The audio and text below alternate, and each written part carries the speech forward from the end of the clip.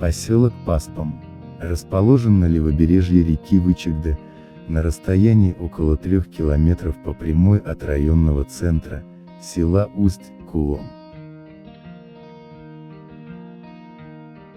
Как многие лесные поселки, находятся на некотором отдалении от рек и водоемов. Ближайший водоем — это озеро Кэдшты, старица Вычегда. Известен Паспом с 1956 года, как поселок лесозаготовителей, но с названием Носинский лесоучасток. В 1970 году здесь уже проживало 648 человек. Из них 35% русские и 50% коми.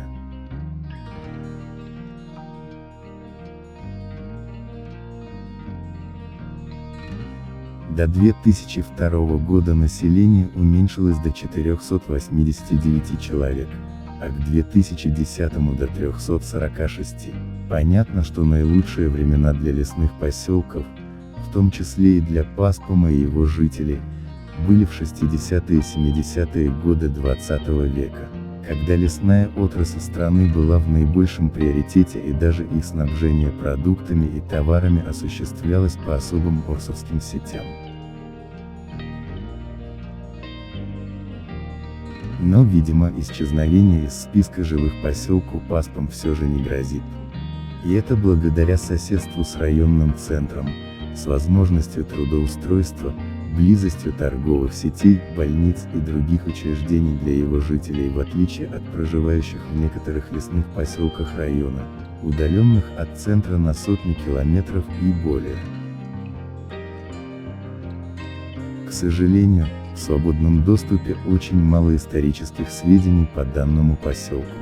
Если кто-нибудь владеет более обширной и интересной информацией про Паспом, прошу поделиться ею со зрителями в комментариях.